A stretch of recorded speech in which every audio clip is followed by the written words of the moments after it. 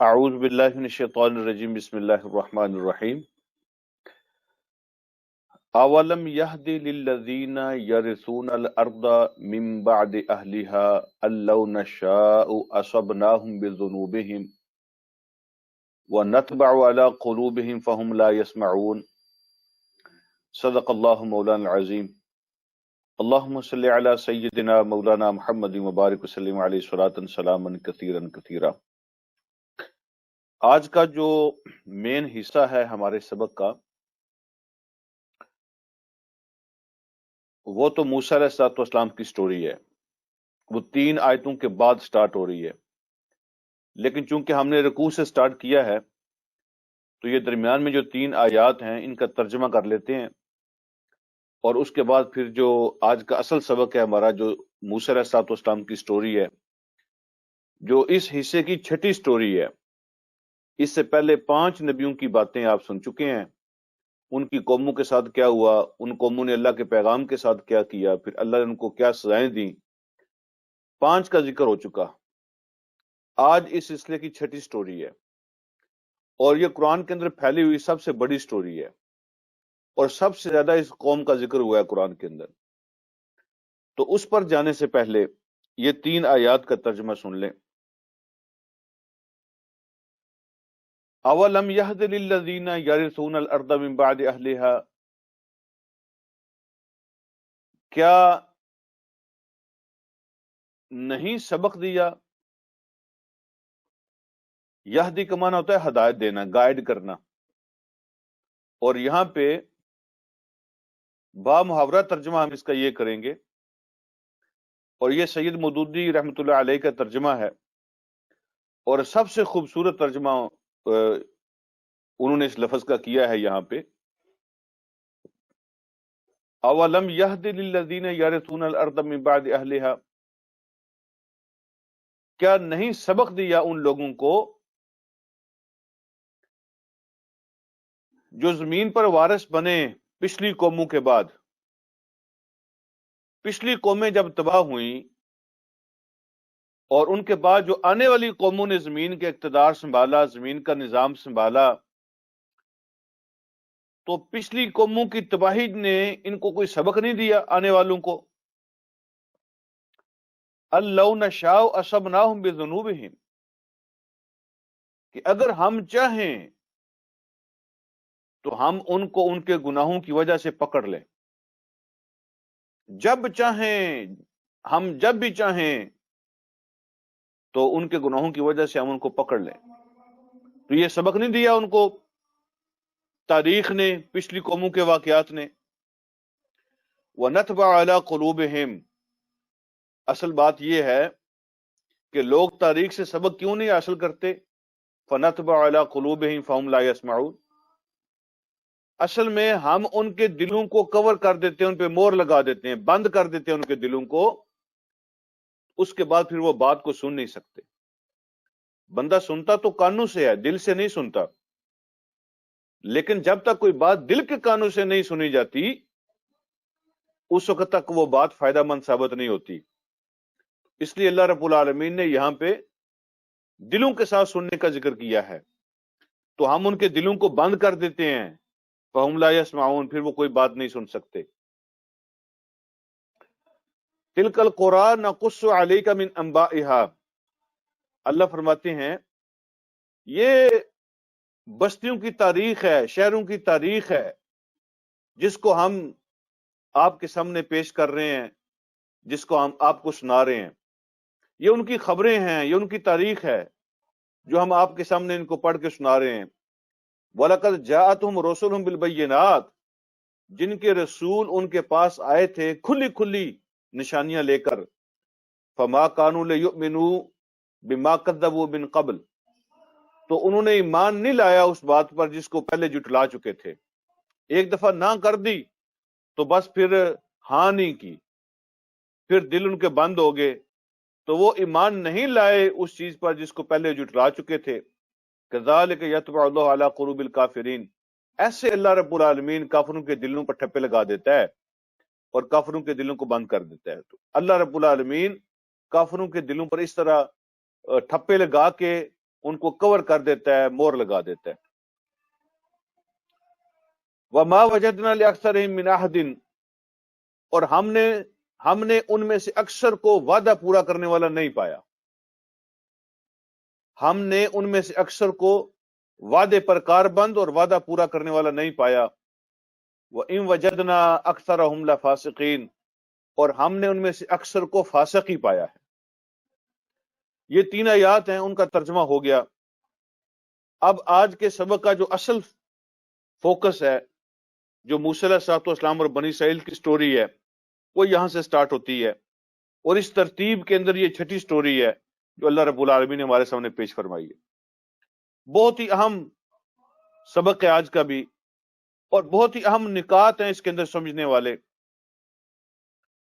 تو میری آپ سے گزارش ہوگی کہ اس سٹوری کو بڑی توجہ کے ساتھ ہم سب کو سننا ہے، تاکہ اسے ہم ہدایت حاصل کر سکیں۔ اللہ رب العالمین ہمیں توفیق عطا فرمائے۔ تو موسیٰ علیہ السلام کے بارے میں اللہ فرماتے ہیں، ثم بعثنا من بعدہ موسیٰ بآیاتنا الی فرعون وملئہ، پھر ان کے بعد ہم نے بھیجا موسیٰ علیہ السلام کو اپنے معجزات دے کر، اپنی باتیں، اپنے حکم دے کر، اپنی آیات دے کر، الی فرعون وملئہ، فرعون کی طرف اور اس کے سرداروں کی طرف۔ فرعون اور فرعون کے سرداروں، فرعون کے ساتھیوں، اس کی کابینہ کی طرف۔ ہم نے ان بڑے بڑے لوگوں کی طرف، فرعون اور اس کے ساتھیوں کی طرف موسیٰ علیہ السلام کو بھیجا۔ تو اگلا جو لفظ ہے اس پہ غور فرمانا ذرا۔ اللہ فرماتے ہیں ہم نے اپنی آیات دے کر بھیجی موسیٰ علیہ السلام کو فرعون اور اس کے سرداروں کی طرف، فظلموا بہا، تو انہوں نے ہماری آیات کے ساتھ ظلم کیا۔ اب یہ بات پہلے آپ سمجھ لیں کہ اللہ رب العالمین کی آیات کے ساتھ یا اللہ کے حکموں کے ساتھ ظلم کیسا ہوتا ہے، کیسے کوئی ان کے ساتھ ظلم کر سکتا ہے؟ ان کی کوئی باڈی ہے، ان کا کوئی سٹرکچر ہے کہ نعوذ باللہ اللہ کی یاد کی کسی نے کان کاٹ دیے، کسی نے اس کی آنکھیں نکال دی، کسی نے اس کے ہاتھ پاؤں کاٹ دیے، اس کو سولی پہ چڑھا دیا، اس کو قتل کر دیا۔ اللہ کی یاد کے ساتھ ظلم کرنے کا کیا مطلب ہے؟ عام طور پر تو ظلم ہم انہی معنوں میں استعمال کرتے ہیں نا، کسی کو نقصان پہنچانا، زیادتی کرنا، مار دینا، ضائع کر دینا، یہ ظلم ہوتا ہے۔ اللہ رب العالمین فرماتے ہیں فرعون اور فرعون کے ساتھیوں نے فظلموا بہا، ان آیات کے ساتھ ظلم کیا۔ تو آپ کو یاد ہوگا، یہ بات پہلے آ چکی ہے کہ ظلم کا اصل مطلب ہوتا ہے کہ جس چیز کی بھی جو جگہ ہو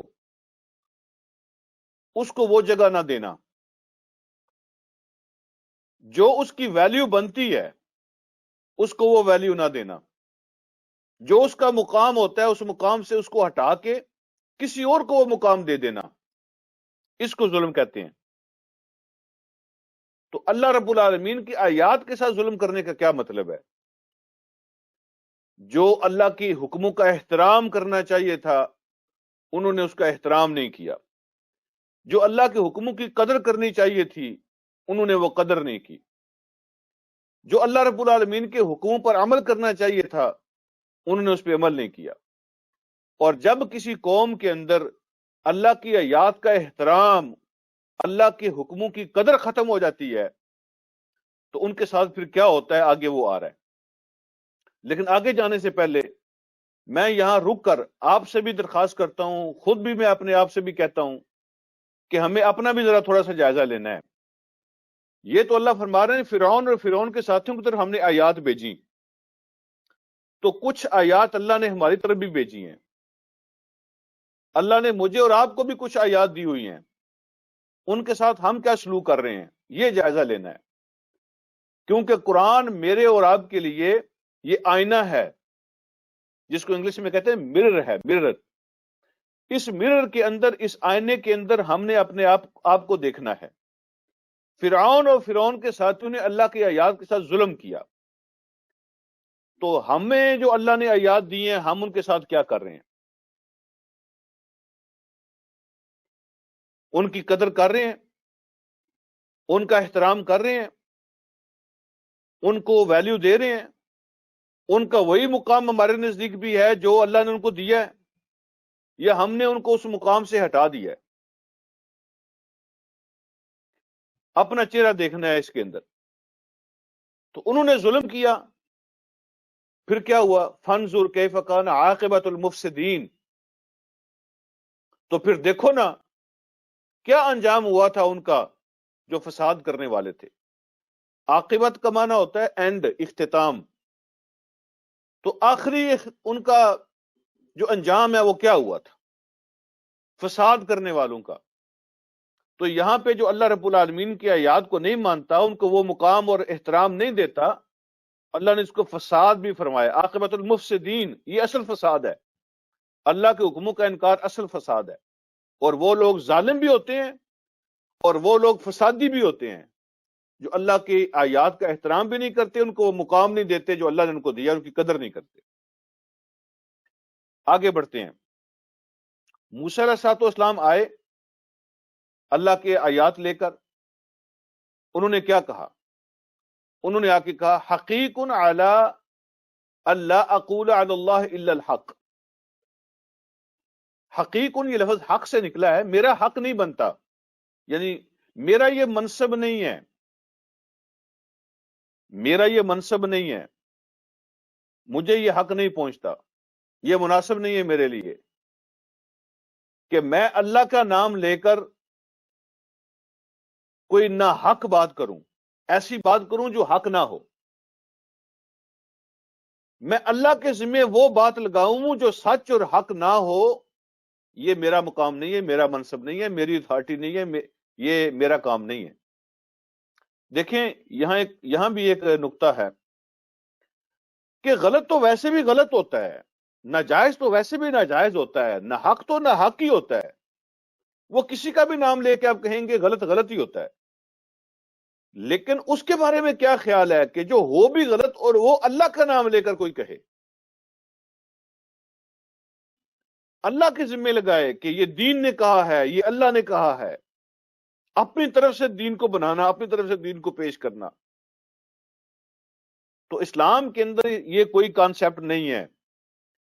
جو سیلف میڈ دین ہوتا ہے تو اپنی پسند کی شریعت اور اپنی پسند کا دین، ہمارے ہاں اس کا تصور نہیں ہے۔ تو موسیٰ علیہ السلام فرماتے ہیں میرا یہ منصب نہیں ہے، میرا یہ حق نہیں بنتا، یہ میرے ذمہ ہے، مجھ پہ واجب ہے، یہ حقیق، یہ مجھ پہ واجب ہے، مجھ پر یہ حق ہے کہ میں اللہ کا نام لے کر ایسی کوئی بات نہ کروں جو حق نہیں ہے۔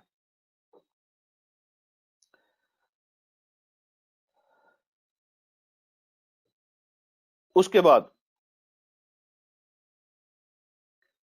قد جئتکم ببینۃ من ربکم،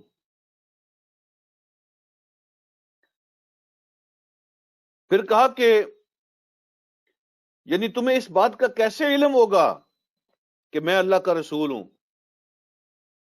جب انہوں نے کہا نا کہ یہ میرے ذمے ہے، یہ مجھ پہ واجب ہے، میں اللہ کا نام لے کر کوئی نہ حق بات نہ کروں، تو پھر ذہن میں سوال پیدا ہوتا ہے نا کہ ہمیں کیسے پتا چلے گا کہ آپ اللہ کے نبی ہیں اور آپ کو اللہ نہیں بھیجا ہے؟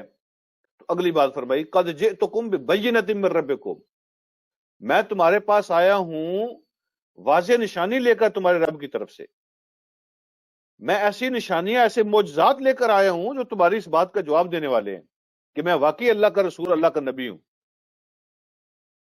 میں نے خود یہ ساری باتیں نہیں بنائی ہیں، میں اللہ کی طرف سے تمہارے پاس، تمہارے رب کی طرف سے کھلی کھلی دلیل لے کر آیا ہوں اور کھلی کھلی نشانی لے کر آیا ہوں۔ آگے وہ آ رہی ہے نشانی بھی۔ اور دلیل اور نشانی کی بات کرنے کے بعد جو دوسرا نقطہ پیش کیا اپنے آنے کا، فرمایا فَأَرْسِلْ مَعِيَ بنی اسرائیل، تو بھیج دو میرے ساتھ بنی اسرائیل کو، بھیج دو میرے ساتھ بنی اسرائیل کو۔ یہ اللہ کے نبی بات ارشاد فرما رہے ہیں اور اپنے تعارف کے اندر سب سے پہلا اپنا آنے کا مقصد بیان کر رہے ہیں کہ میں بنی اسرائیل کو اپنے ساتھ لے جانے کے لیے آیا ہوں۔ اس سے آپ کو اندازہ ہوگا کہ چونکہ بنی اسرائیل غلام تھے اور اللہ کا نبی جب آ کے اپنا تعارف کروا رہا ہے وہ کہتا ہے مجھے اللہ نے اس لیے بھیجا ہے، واضح نشانیاں معجزات دے کر بھیجا ہے، اللہ کا رسول ہوں اور میرے ذمہ یہ لگا ہے کہ میں تمہیں یہ بتانے آیا ہوں کہ بنی اسرائیل کو میرے ساتھ بھیج دو۔ اب یہاں رک کر یہ جو جملہ ہے نا فَأَرْسِلْ مَعِیَ بنی اسرائیل، اس کے بارے میں چند باتیں میں آپ سے عرض کرنا چاہتا ہوں۔ میرے ساتھ بنی اسرائیل کو بھیج دو۔ پہلی بات تو یہ ہے کہ وہ لوگ جو کہتے ہیں دین اور سیاست دونوں الگ الگ چیزیں ہیں، تو مجھے یہ بتائیں کہ یہ قوموں کی آزادی کے بارے میں اسٹرگل کرنا، قوموں کی آزادی کے مطالبے کرنا، قوموں کی آزادی کی جنگ لڑنا، یہ دنیا ہے کہ دین ہے؟ قرآن تو اس کو ایک نبی کی بعثت کا مقصد بیان کر رہا ہے۔ اللہ رب العالمین نے ایک پیغمبر کو یہ ٹاسک دے کے بھیجا ہے، یہ نبوت کے مقاصد میں سے ہے کہ جاؤ اور بنی اسرائیل کو آزاد کرواؤ۔ اب مجھے یہ بتائیں کہ اگر تو یہ سیاست ہے اور آپ سمجھتے ہیں کہ سیاست غلط کام ہے، تو پھر نعوذ باللہ اللہ رب العالمین نے کیا یہ غلط فیصلہ کیا؟ ایک غلط ٹاسک دیا اپنے نبی کو اور اللہ کا ایک اولو العزم پیغمبر وہ غلط بات کر رہا ہے جا کے۔ تو یہ جو سارے کام ہیں جن کو آپ سیاست کہتے ہیں یہ دین ہے۔ اور پھر دوسری بات، اس سے آپ کو اندازہ ہوگا کہ قوموں کی آزادی کتنی بڑی نعمت ہے اور غلامی کتنی بڑی لعنت ہے۔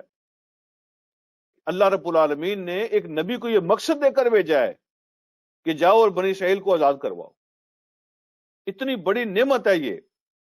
اور پھر قرآن نے، اللہ رب العالمین نے قرآن میں بنی اسرائیل کو جہاں اپنی نعمتیں یاد کروائی ہیں، ان میں سے ایک نعمت یہ بھی یاد کروائی ہے کہ میں نے تمہیں فرعون کے ظلم سے آزادی عطا فرمائی۔ یہ اللہ کی خاص نعمتوں میں سے ایک نعمت ہے جو اس نے بنی اسرائیل کو یاد کروائی ہے۔ اچھا، یہاں پہ جو لفظ استعمال ہوا ہے اس پہ بھی ذرا غور فرمائیں۔ فَأَرْسِلْ مَعِیَ، میرے ساتھ بھیج دو بنی اسرائیل کو۔ میرے ساتھ بھیج دو کہ کیا مطلب ہے؟ بھیجنے کا مطلب تو جانا ہوتا ہے نا، کہ ہم یہاں سے چلے جائیں گے۔ بھیج دو میرے ساتھ، ہم جانے والے ہیں یہاں سے، یہ ملک چھوڑ کے جا رہے ہیں۔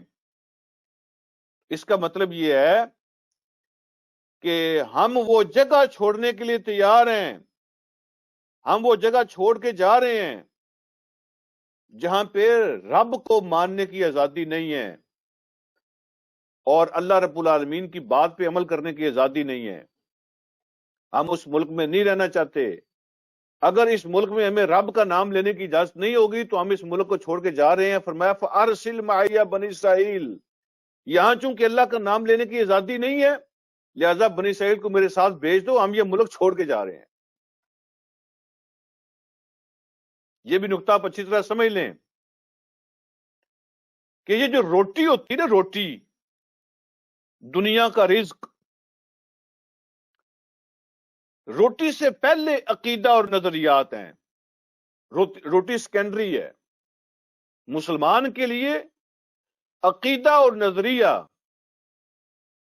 یہ پہلے آتا ہے اور یہ روزی روٹی جو ہے دنیا کی چیزیں یہ بعد میں آتی ہیں۔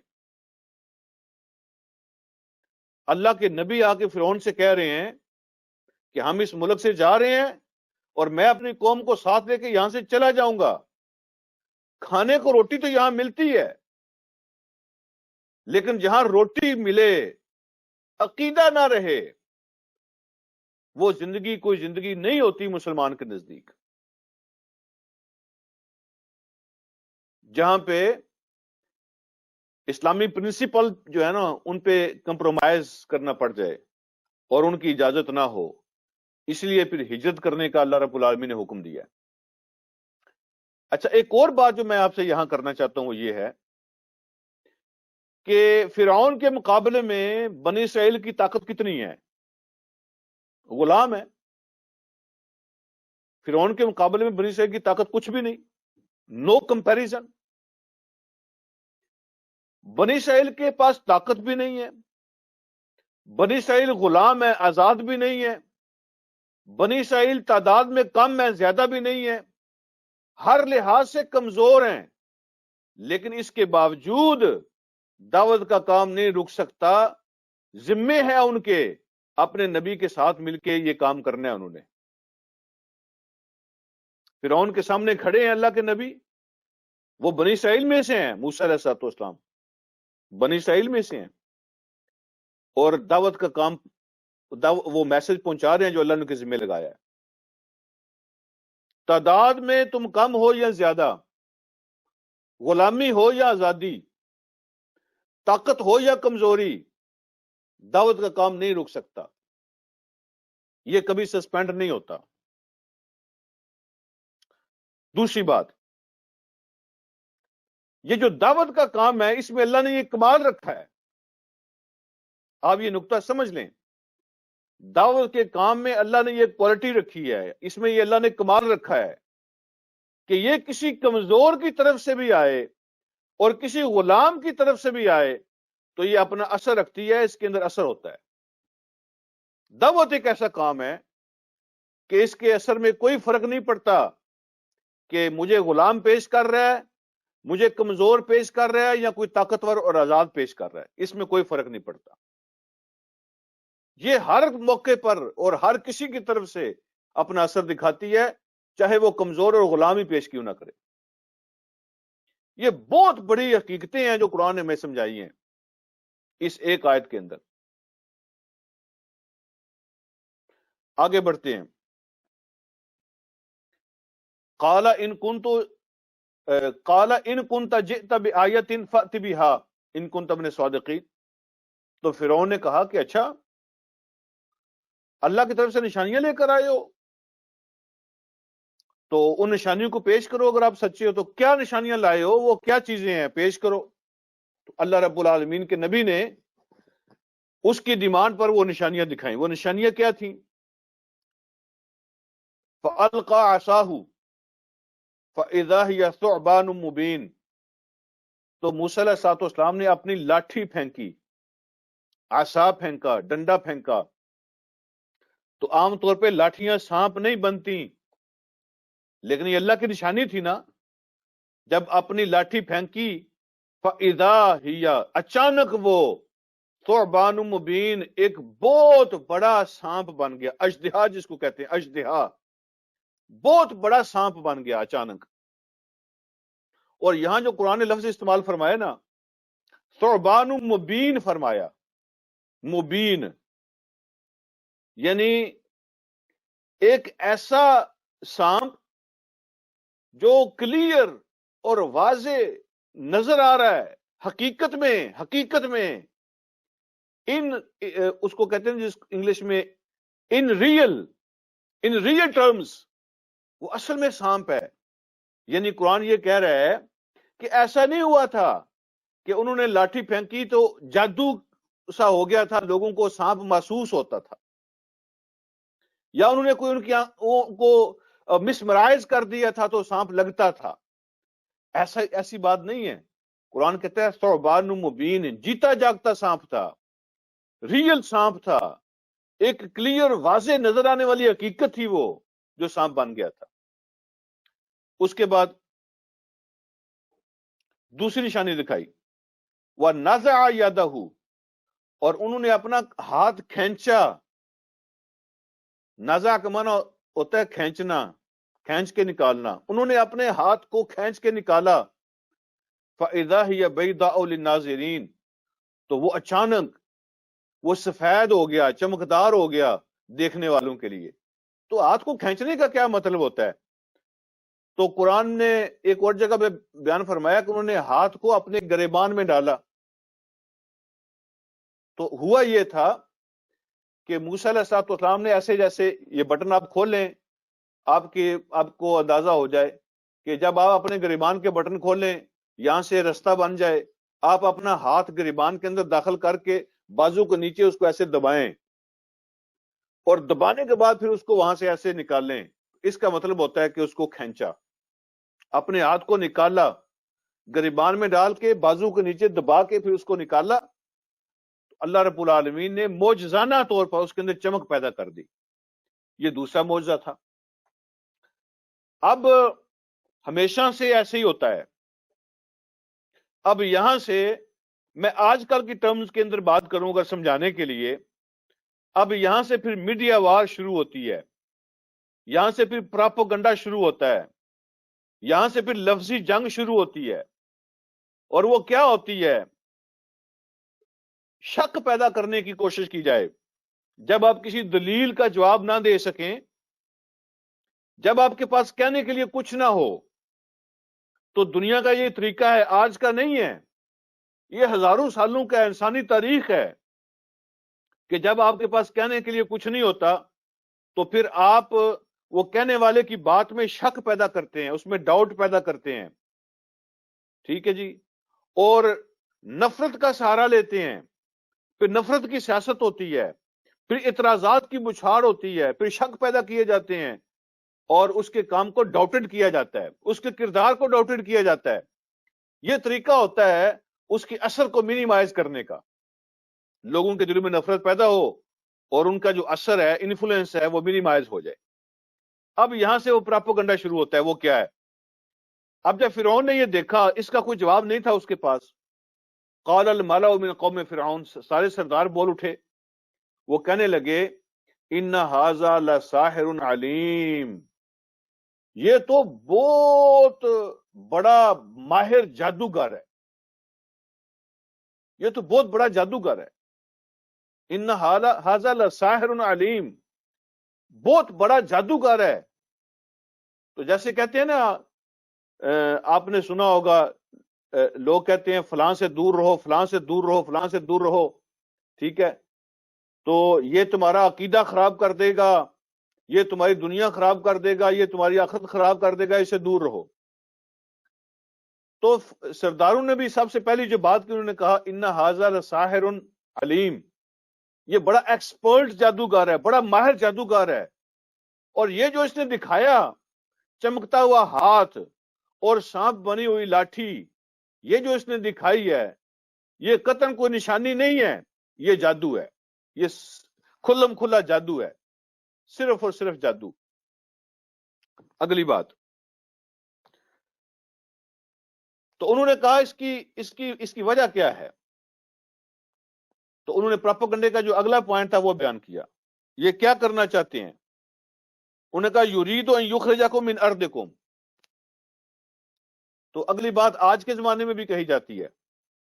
جیسے لوگ کہتے ہیں نا کہ یہ دہشت گرد ہیں، ٹھیک ہے، یہ فنڈامنٹلسٹ ہیں، یہ ٹیررسٹ ہیں، یہ بنیاد پرست ہیں، یہ جنگلی ہیں، فلانے ہیں، ان ھذا لساحر علیم، یہ جادوگر ہیں. اگلی بات یہ کی کہ یرید ان یخرجکم من ارضکم.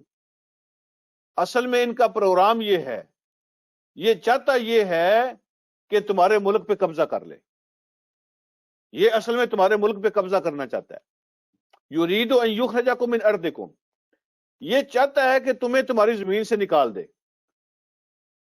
یہ ان کا پروگرام ہے. یہ شریعت نافذ کرنا چاہتے ہیں، یہ ہماری سویلائزیشن کو تباہ کرنا چاہتے ہیں، ہماری ویلیوز اور ہماری تہذیب کو تباہ کرنا چاہتے ہیں، اور ہمارا ملک ہم سے چھیننا چاہتے ہیں. یہ چاہتے ہیں کہ ہمارا ملک ہم سے چھین لے. فرعون نے بھی یہی کہا تھا، یرید ان یخرجکم من ارضکم، یہ چاہتے ہیں کہ تم سے تمہاری زمین چھین لیں، تمہارا ملک چھین لیں. اور اگلی بات، سبحان اللہ، بعض موقع ایسے ہوتے ہیں کہ پھر حکمرانوں کو بھی عوام یاد آ جاتی ہے. بعض موقع پھر ایسے آتے ہیں کہ حکمرانوں کو، بادشاہوں کو عوام یاد آ جاتی ہے، اور عام طور پر ان کو کوئی نہ عوام کا درد ہوتا ہے، نہ عوام کی کوئی تکلیف ہوتی ہے، نہ احساس ہوتا ہے، نہ وہ عوام کو انسان سمجھتے ہیں.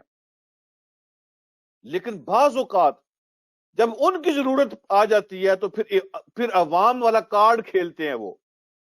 اب فرعون جیسا بندہ جو یہ کہتا تھا کہ خدا میں ہوں، میرے علاوہ کوئی خدا ہے ہی نہیں، تو آپ اندازہ کر سکتے ہیں کہ اس نے کبھی اپنی قوم سے مشورہ کیا ہوگا. یا کبھی عوام سے رائے مانگی ہوگی، یا کبھی سرداروں کی اس نے میٹنگ کی ہوگی کہ مجھے بتاؤ یہ مسئلہ کیسے حل کروں، یہ مسئلہ کیسے حل کروں، اس کے بارے میں کوئی مشورہ دو. کبھی اس نے مشورہ مانگا ہوگا ان سے. جو کہتا ہے میں خدا ہوں، لیکن جب بندہ اپنے مفادات کی بات آتی ہے، بے بس ہو جاتا ہے، تو پھر عوام یاد آ جاتے ہیں. تو اس نے کہا فَمَاذَا تَأْمُرُونَ، اب مجھے تم مشورہ دو کہ ہم کیا کریں. تم کیا مشورہ دیتے ہو، تم بتاؤ کیا کرنا چاہیے. سبحان اللہ. یریدو ان یخرجکم من ارضکم، یہ تمہارے ملک پہ قبضہ کرنا چاہتا ہے کہ تمہیں تمہاری زمین سے نکال دے. فَمَاذَا تَأْمُرُونَ، تم کیا مشورہ دیتے ہو. دیکھو فرعون کو پھر عوام یاد آ گئی ہے. سرداروں نے پھر کہا، اسی کابینہ کے لوگوں نے، جو بڑے بڑے لوگ وہاں موجود تھے، انہوں نے کہا ایک طریقہ ہے، قالوا ارجہ واخاہ،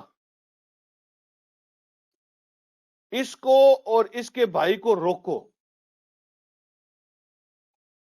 ان کو کنٹرول کرو، سٹاپ کرو، ان کو بین کر دو، بین کر دو. Are you with me? آپ میری بات سن رہے ہیں نا. انہوں نے قالوا ارجہ واخاہ،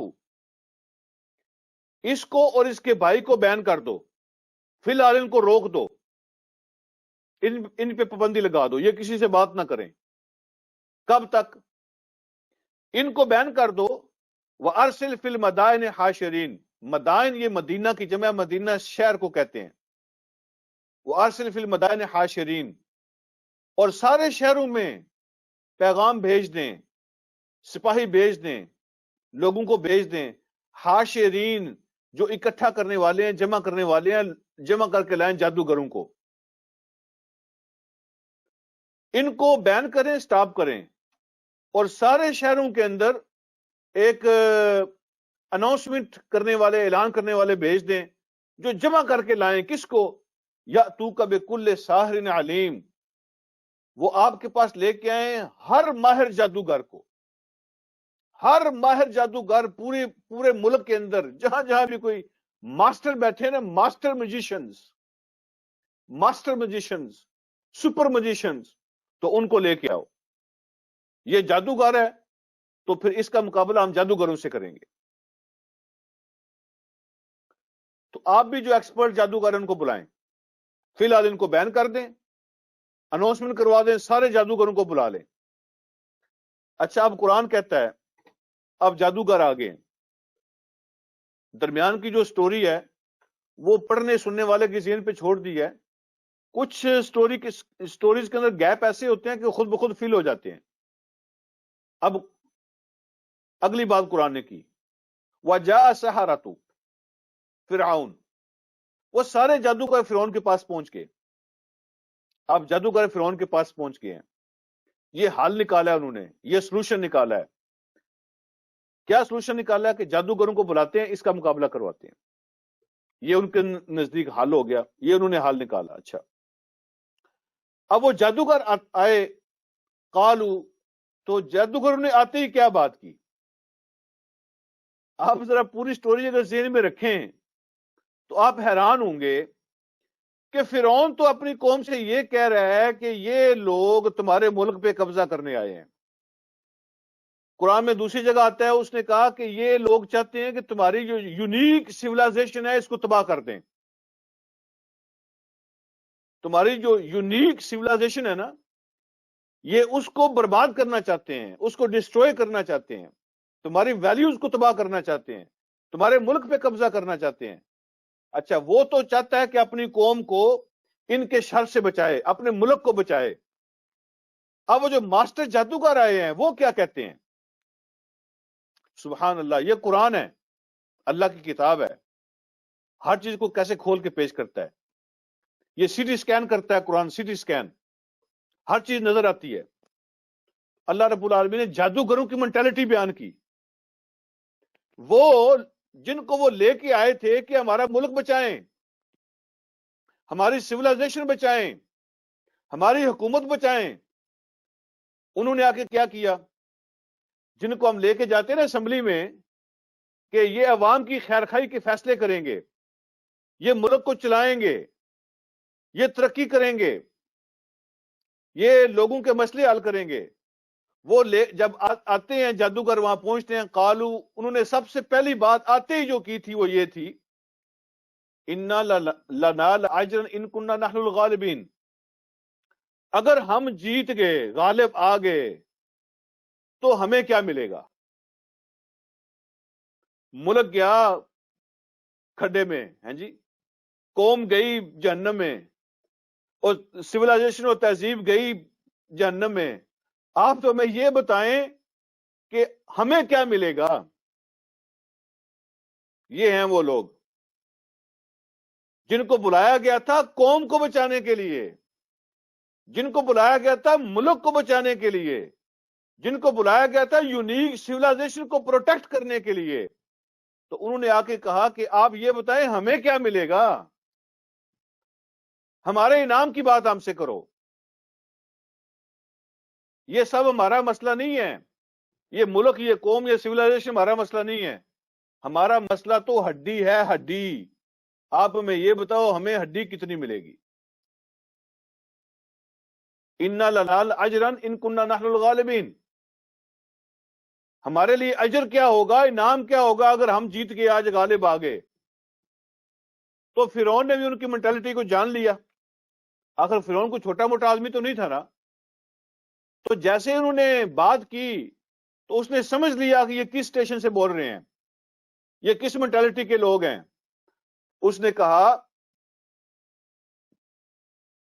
قال نعم، ہاں تمہیں انعام ملے گا، وَإِنَّكُمْ لَمِنَ الْمُقَرَّبِينَ، میں تمہیں اپنے مقربین میں سے بنا لوں گا، تمہیں اپنا قریبی بندہ بنا لوں گا، تم سرکاری لوگ ہو جاؤ گے، تمہیں محل میں جگہ ملے گی، تم میرے قریبی ہو جاؤ گے، میرے قریبی، اس سے بڑا کیا انعام ہوگا؟ تو جیسا پھر ان کا ذہن تھا، جو انہوں نے مانگا، تو فرعون نے اسی طرح کی پھر بات کی ان سے، کہا کہ میں تمہیں اپنا قریبی بنا لوں گا۔ اب اللہ آگے بیان فرماتے ہیں، سبحان اللہ، یہ اللہ رب العالمین کی پلاننگ ہے، اور ہم سب مجبور ہیں، پسند کریں یا نہ کریں، جو اللہ کی پلاننگ ہے وہی چلتی ہے۔ اب اللہ کی پلاننگ کیا ہے؟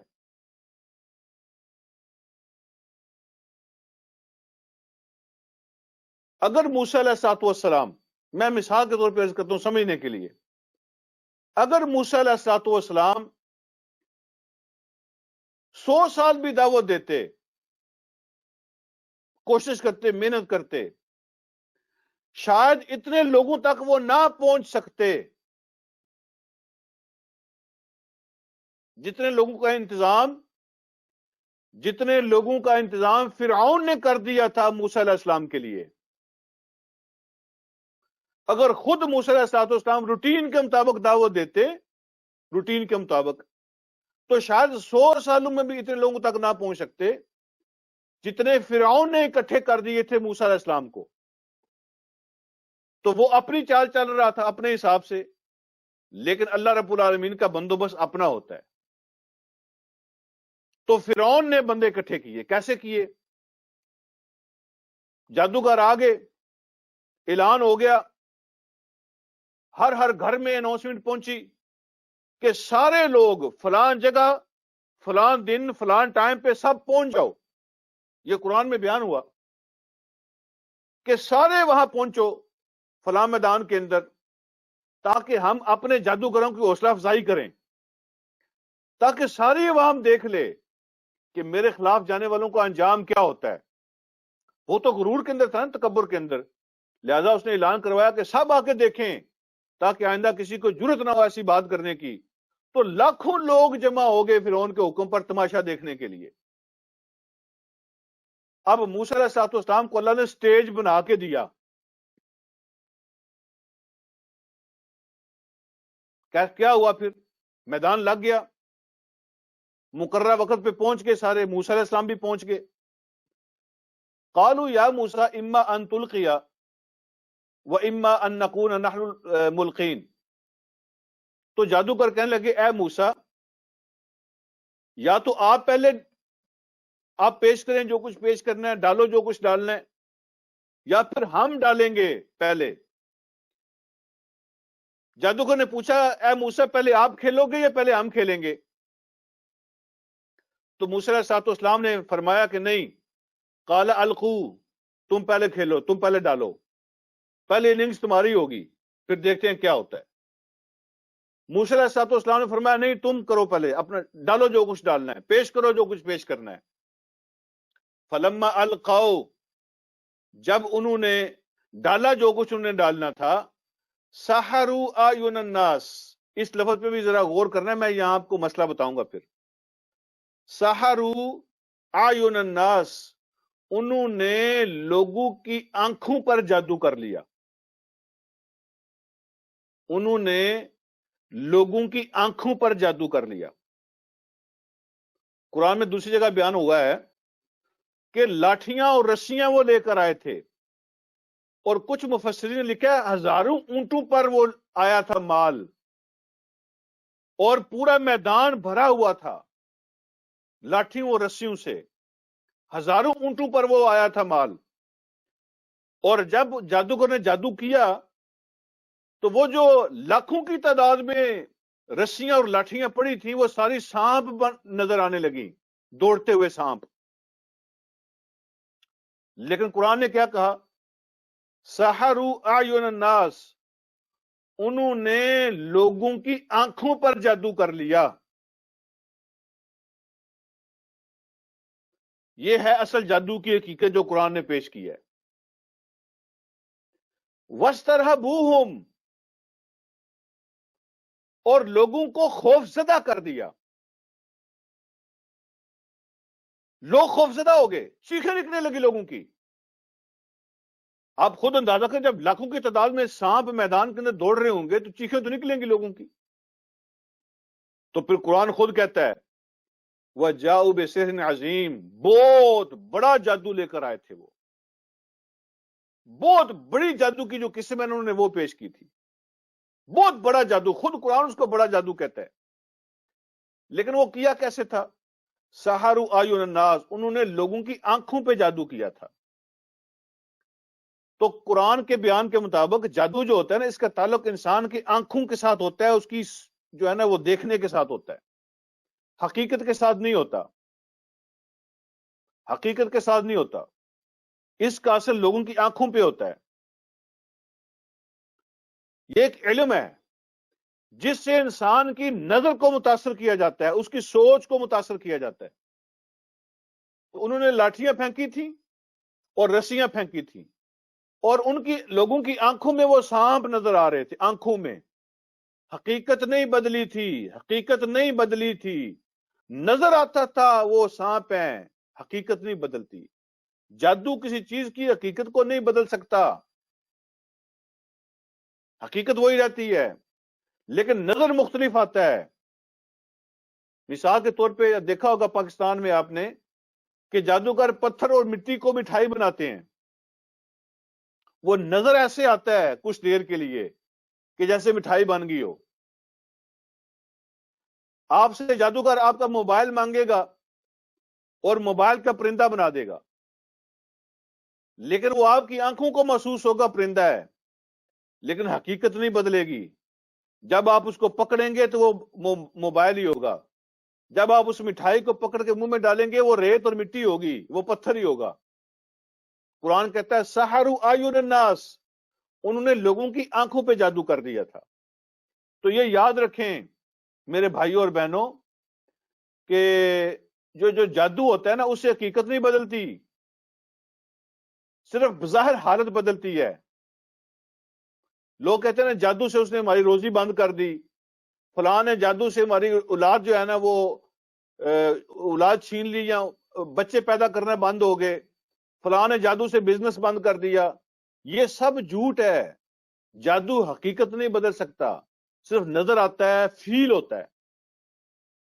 قرآن نے پھر اس کا جواب دیا وَأَوْحَيْنَا إِلَى مُوسَىٰ، دوسری جگہ پر آتا ہے کہ موسیٰ علیہ السلام بھی ڈر گئے تھے ایک دفعہ، اتنا سخت جادو تھا۔ وَأَوْحَيْنَا إِلَى مُوسَىٰ، تو ہم نے پھر موسیٰ کی طرف وحی بھیجی علیہ الصلوۃ والسلام، ہم نے وحی بھیجی ان الق عصاک، کہ آپ ڈالیے پھینکیے اپنا عصا، اپنی لاٹھی، فاذا ہی تلقف ما یأکفون، تو اچانک وہ لاٹھی بھی سانپ بنی اور وہ کھانے لگی جو کچھ وہ گھڑ کے لائے تھے، جھوٹ، جو کچھ وہ جھوٹ گھڑ کے لائے تھے، یعنی لاٹھیوں اور رسیوں کا سانپ بنانا، اللہ نے اس کو جھوٹ کہا۔ جو جھوٹ وہ لے کے آئے تھے تو موسیٰ علیہ الصلوۃ والسلام کی لاٹھی نے ان کو کھا لیا۔ اس کا دو مطلب ہے اس کے، ایک مطلب کھانے کا یہ ہے کہ واقعتاً وہ جو بڑا سانپ تھا موسیٰ علیہ السلام کا، وہ ساری لاٹھیاں رسیاں کھا گیا، سارے سانپ کھا گیا، یہ بھی مطلب ہو سکتا ہے۔ دوسرا مطلب یہ ہے کہ جب موسیٰ علیہ السلام نے اپنا ڈنڈا پھینکا تو ان کے جادو کا اثر ختم ہو گیا، ان کے جادو کے اثر کو وہ کھا گیا۔ اب جو لوگوں کی آنکھوں پہ جو اثر ہوا تھا نا کہ وہ سانپ نظر آ رہے تھے، اب وہ اثر ختم ہو گیا، لاٹھیاں نظر آ رہی تھیں اور رسیاں نظر آ رہی تھیں، اور ان کے جھوٹ کو کھا گیا، وہ اثر ختم ہو گیا اس کا۔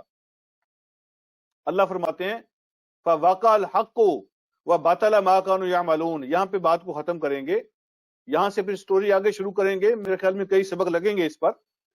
فَوَقَعَ الْحَقُّ وَبَطَلَ مَا كَانُوا يَعْمَلُونَ، حق ثابت ہو گیا اور جو کچھ وہ کر رہے تھے سارے کا سارا باطل ہو گیا، جھوٹ بن کے سامنے آ گیا۔ حق ثابت ہو گیا اور جو کچھ وہ کر رہے تھے اس کا باطل ہونا ثابت ہو گیا، جھوٹ ہونا ثابت ہو گیا۔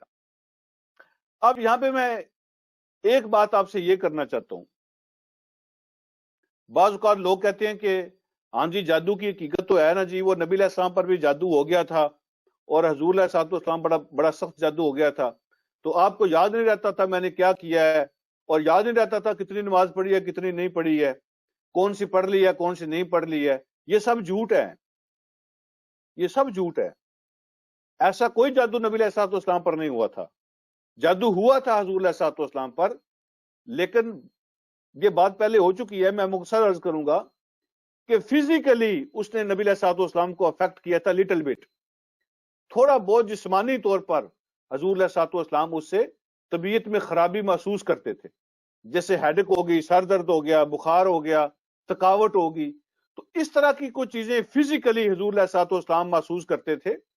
باقی اگر آپ کہیں کہ آپ کو یاد نہیں رہتا تھا کہ کیا کیا اور کیا نہیں کیا، اس سے تو پورا دین ہی مشکوک ہو جاتا ہے، پھر تو پورا دین ہی ڈاؤٹڈ ہو جاتا ہے نا۔ کیا پتا ان دنوں میں کہاں سے وحی آئی اور کہاں آپ نے اس کو مکس کر دیا، کہاں شامل کر دیا، کچھ یاد رہا اور کچھ نہیں رہا ہوگا۔ ایسی کوئی بات نہیں ہے، یہ سب جھوٹ ہے۔